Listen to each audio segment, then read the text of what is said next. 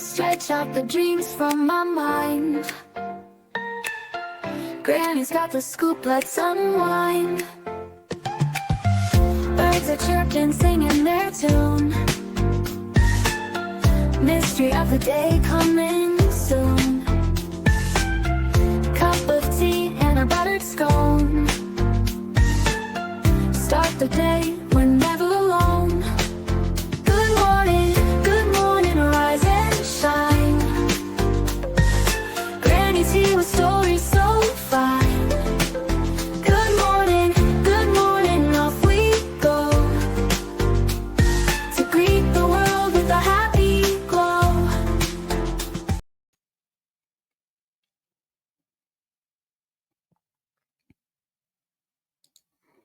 Good morning, everybody.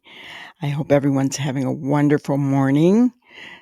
Grab your coffee, your tea, your cappuccino, your espresso, your juice, whatever it is you drink in the morning. We're going to get started. Today, we are going to be talking about evil stepmom, Kimberly Sullivan. She's the one that held her stepson captive in her home for 2 decades, guys. When he was found 32 years old, he was 68 pounds, guys. This is a woman that was responsible for his care. So, what's recently happened is police have released the photos from inside that house, including the lock on his bedroom door, through a FOIA request. So let's go ahead. I'm going to share my screen and let's get started.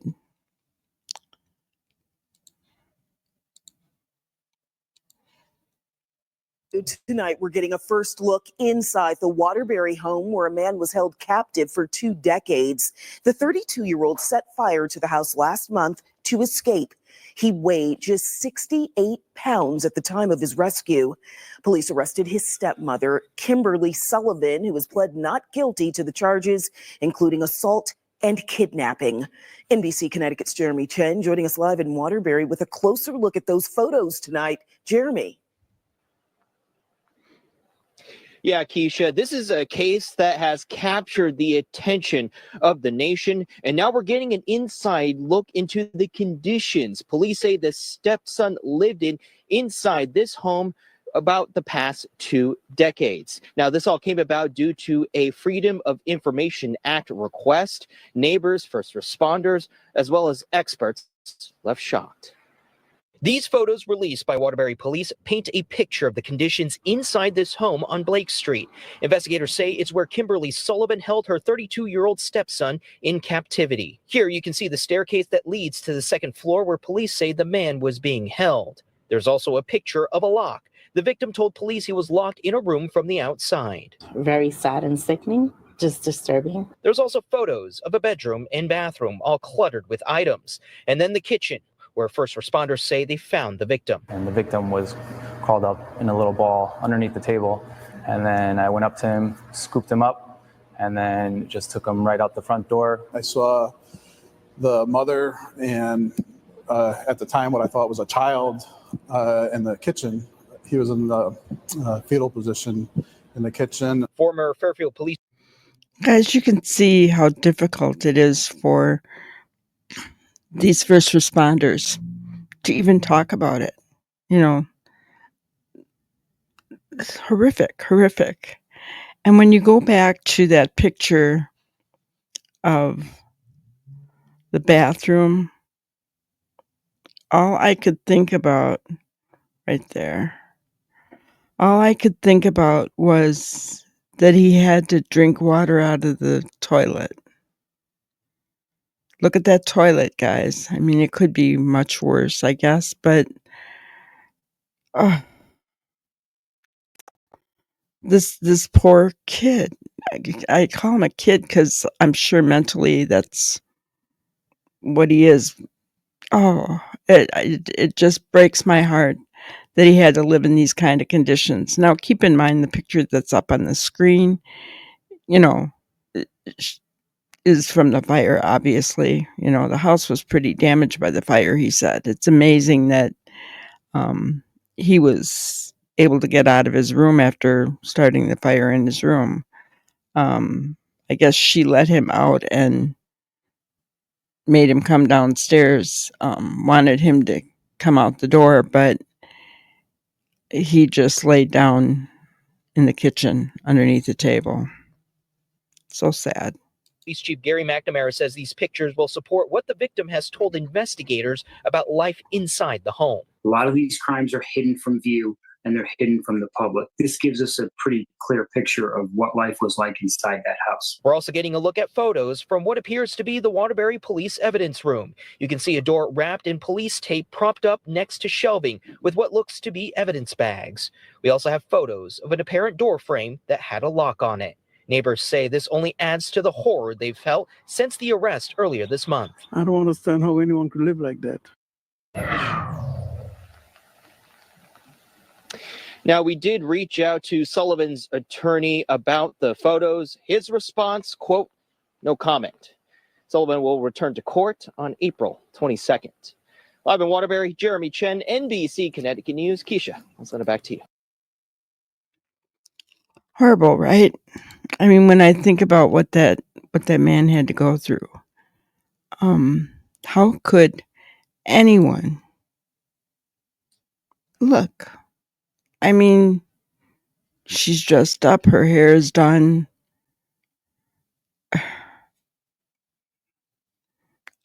I do not understand what goes on in the minds of people, how they could do such a thing, how they think it's okay. And she's pled not guilty, and she doesn't understand why she's getting these charges.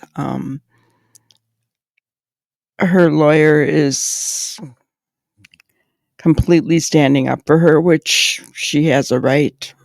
She has the right to be defended. This is going to be an awful, awful trial, and I don't know if, the young man is going to have to testify. I would imagine he would have to. And he's still in the hospital. I mean, it's going to take him a long time. It's not like he can just start eating, whatever he wants, because his system will reject it after all this time. So much there to think about with his health, not to mention his, he hasn't been in school since he was 11 years old. So, he hasn't had any interaction with the outside world. I don't even know if he was able to watch TV or anything. I imagine all that stuff will come out in the trial. Because that would have been his only education, right? Just a horrific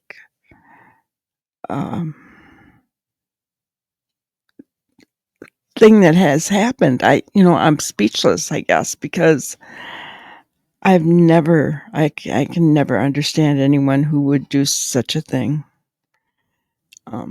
And I hope, he's going to be expected, once this is all over and his health is back, to go out in the world and to make a home for himself. He doesn't know the first thing about any of that. He wasn't taught anything, guys. What is his life going to be like? I have heard that his mother and his stepsister, no, not stepsister, but half-sister, I guess, are willing to take him in. But, he hasn't known them at all throughout his whole life. So, that's got to be rather difficult for him as well. And they're just leaving it up to him, right? Which I think is a really good thing for them, right? They're being very understanding of what his needs and his desires are right now. Even the mother has said, the biological mother has stated that, everything is up to him. It's all about him right now. It's not about us. So they're looking at this in the right way, because it is going to take him a while. He never knew his biological mother. She gave him up to his biological father, who evidently was part and party to this, right? So my goodness, yeah, it is going to be interesting when he does talk, right? I don't think he'll talk before the trial, but it will be interesting. I'm glad that they are hiding him, that they're not letting people, media around him to exploit him. I am glad. The woman on the screen right now, she's the one that should be exploited, because she's the one that has allowed this to happen. Whether it was her decision in the first place or not, she was married to his biological father. She could have, if she didn't agree with it, she could have reported it. And she did not. Neither did her daughters, who lived in the same home.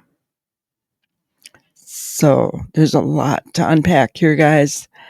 And more will come out with the trial, but I just wanted to give you a sneak peek into the pictures of that home and the kind of conditions that this young man lived in.